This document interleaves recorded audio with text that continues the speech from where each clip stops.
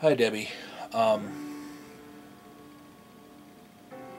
Debbie, to say that we got off to a bad start initially is kind of an understatement, isn't it?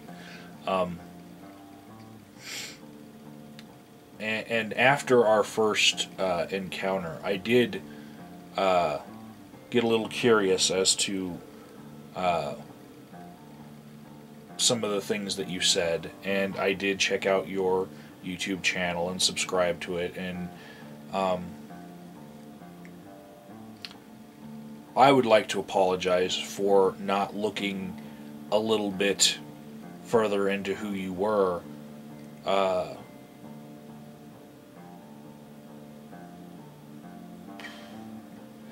Honestly, I probably still would have said something really mean because I was coming with the big guns no matter what, but probably would have picked a different topic.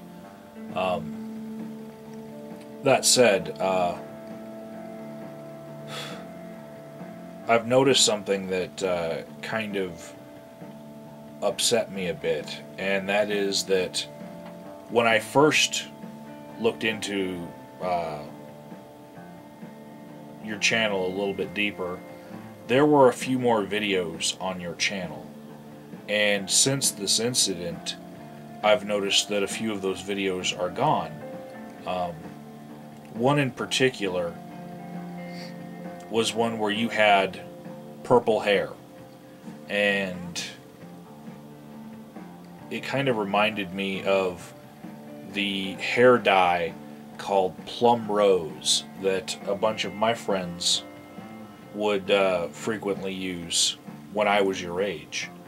Um, First, you had to bleach out your hair, all of it, before you could use these dyes. They were called Punky Color. Um, they were sold at a few different stores. One girl in particular that I remember using it, her name was Manda, and every weekend we would go across the Mexican border, me and a lot of my friends, and her, and we would go drinking in bars, underage, in Agua Prieta, Mexico. And when we would gather everyone up on Friday night in order to go, some of our friends had to be snuck out of their house. And one night, it was my job to go up to the second story of a balcony on a spiraling staircase that was right in front of the kitchen window of Amanda's house in order to uh, liberate her from the oppression of her parents so that we could all load in the car. The car was about a block down the road, and I was to sneak her out. Um, but when I got into her room, she didn't seem that interested in doing the same old that weekend, and she was laying on her bed. Uh, she was listening to Nine Inch Nails, and I saw her arm, and my immediate reaction was, is she eating barbecue?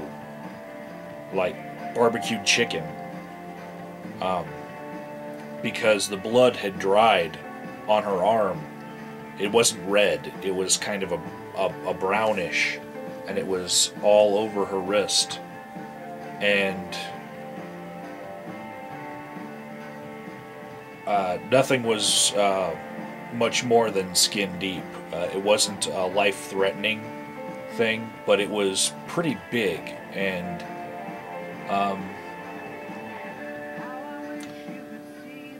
we ended up not taking her. We left her in the care of her parents that weekend.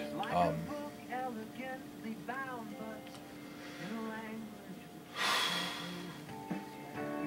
it was it was something that I wasn't expecting, really, and I suppose you deserve at this point the good news that she never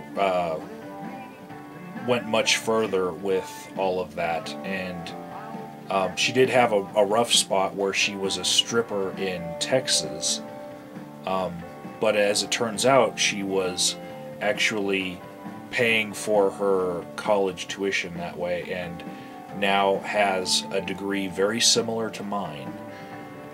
So life worked out for her in the end, but she did go through a lot of strangeness and hard times.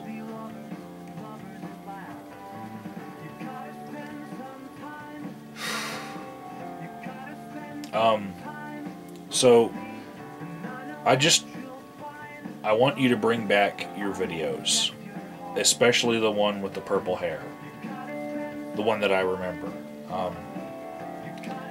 And I watched a few of your videos, and I also went to your DeviantArt page, and after reading it a bit, I wanted to share with you that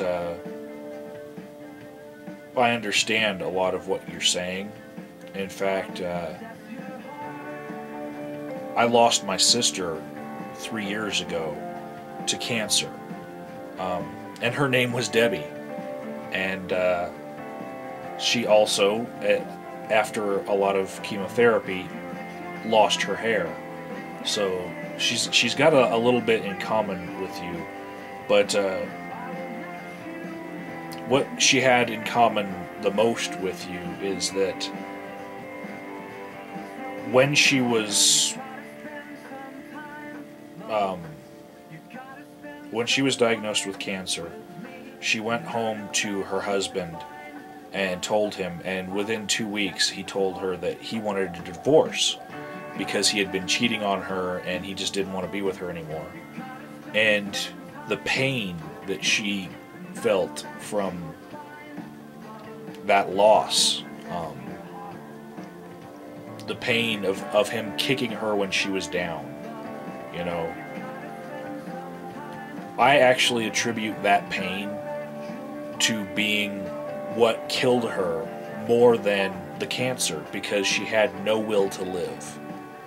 And there was nothing that any of us could do to try to replace that loss of love from her husband.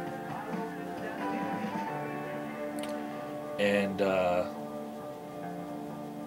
one of the ways that I got the pain of that out of me is by writing about it. And you've actually inspired me to start a DeviantArt page. And I will be posting a very long story about that experience, and I'll share it with you. And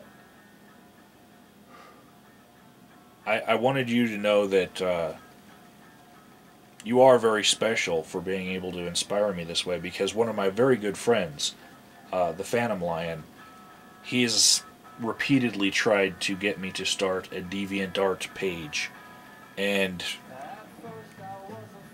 I resisted because, well, I'm not into furries, and I just didn't see the purpose of starting a DeviantArt page. But it looks a little bit more interesting now that I've seen yours and your journals.